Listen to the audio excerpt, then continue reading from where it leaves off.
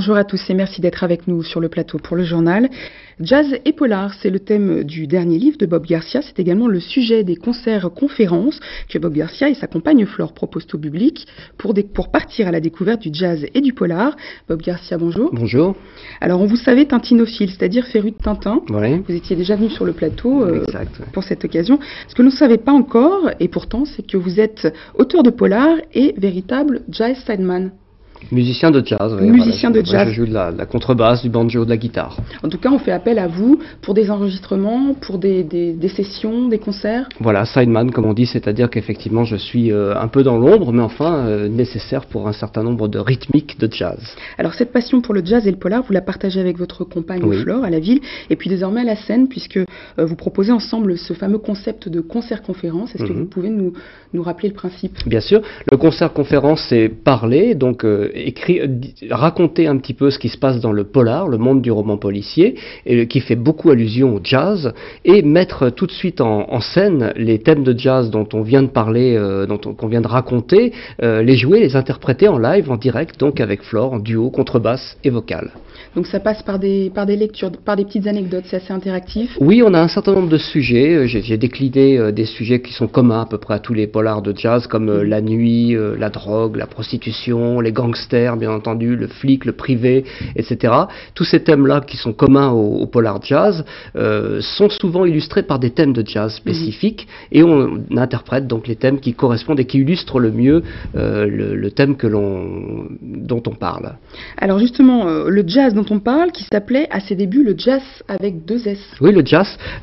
Les historiens sont un petit peu controversés sur l'origine du mot jazz. On pense que ça pourrait venir, en fait, ça pourrait être une anglicisation, je sais pas comment on dit, américanisation du terme français jazzer. D'accord. Le jazz faisait jaser au départ, parce que c'était une musique tout à fait incorrecte, politiquement incorrecte à l'époque, mauvais genre, et donc ça faisait jaser, et ça donnait cette espèce de néologisme bizarre de chasse, J-A-2-S.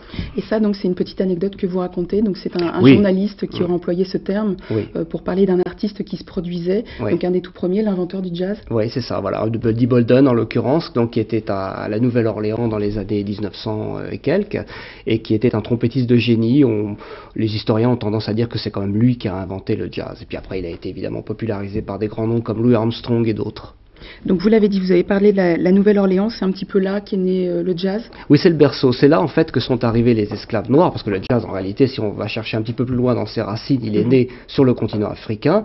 Les esclaves noirs ont été transportés donc en Louisiane, et une fois arrivés en Louisiane, ils ont essayé de reconstituer un petit peu leur musique d'origine, de départ, de leurs racines, mais en s'appropriant les instruments de leurs maîtres, entre guillemets, de l'époque, qui étaient des instruments, des contrebasses, des guitares, des trompettes, des trombones, et ils ont fait une espèce de musique syncopée, décalée par rapport à la musique blanche traditionnelle de l'époque, qui a donné cette musique de jazz. Donc une musique un petit peu révoltée, vous l'écrivez effectivement. C'est une musique de révolte, bien entendu.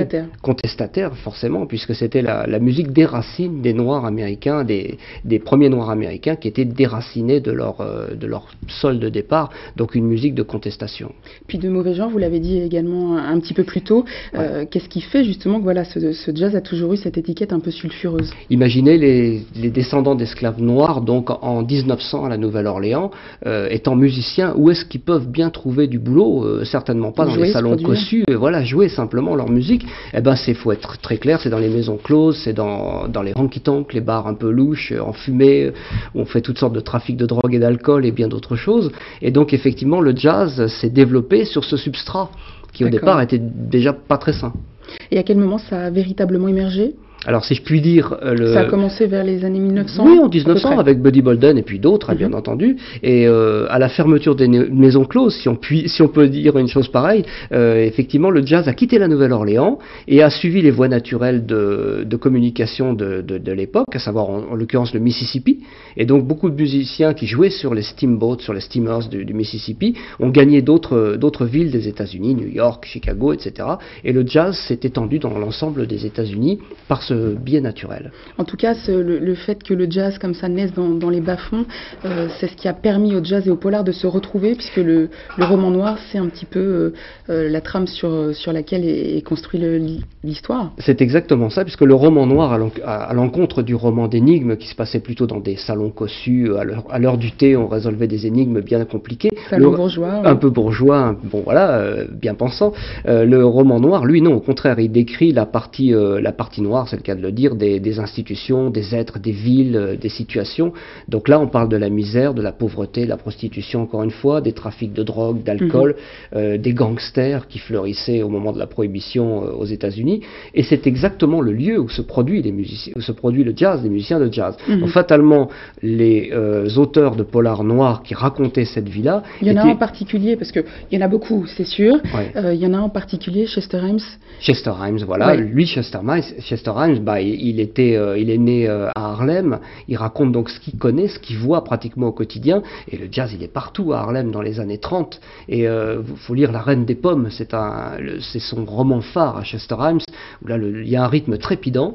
Et en plus, le jazz est omniprésent. Donc, il est pratiquement indissociable de la trame de narration de Chester Himes. Et vous parlez du lieu, ça aussi, c'est un des éléments récurrents de la recette du bon polar. Ouais. Le lieu, on peut, pour finir rapidement, parler du Cotton Club. Ça, ouais, le Cotton Club, c'est un lieu mythique. Et bien entendu, les gangsters, au moment de la Prohibition, ont compris que... Donc ça, c'est ouverture dans les années 20 à peu près. Oui, même 30, même un 30. Petit peu. Oui, non, 20. Puis il a changé plusieurs fois de nom, en fait, avant de devenir Cotton Club. C'était le lieu idéal pour les gangsters pour écouler, justement, leur bibine, quoi, leur camelote de prohibition. Et pour attirer des gens et pour que tout ça fonctionne très très bien, l'idéal, c'était le jazz. Le jazz avait quand même attiré énormément de monde et les gens venaient consommer cet alcool de contrebande dans ce fameux Cotton Club et d'autres clubs de l'époque. C'est pour ça qu'on retrouve le jazz dans les polars et un petit peu de polar dans le jazz. Oui, le jazz est devenu la musique de fond du polar et le polar a mis en scène le jazz. Donc c'était vraiment deux domaines deux univers qui étaient faits pour se rencontrer. C'est ce qu'on raconte dans cette conférence Jazz et Polar. Alors justement, voilà, si on vous a mis l'eau à la bouche en tout cas, eh bien sachez qu'on ne peut pas tout dévoiler sur ce plateau. Là encore, pour vous, le meilleur moyen, c'est d'assister au concert-conférence. Donc ça se passe vendredi à la médiathèque de Volpénil, c'est à 20h30.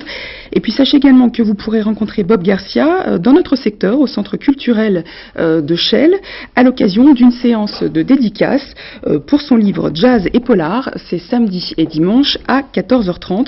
Donc le livre qui est ici, que vous pourrez découvrir et qui est vendu également avec un CD, évidemment, l'un ne va pas sans l'autre, de 15 titres. Bob Garcia, merci de votre visite. Merci à vous. Et puis avant de se quitter, je vous propose justement de voir un extrait qu'on a enregistré il y a quelques jours avec Flore, qui n'était pas là sur le plateau, mais qu'on a en image pour la petite surprise.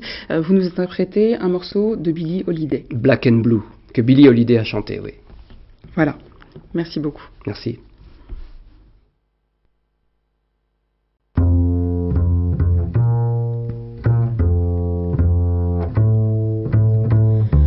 Cold empty beds, spring hard as lead, pains in my head, I feel like on edge.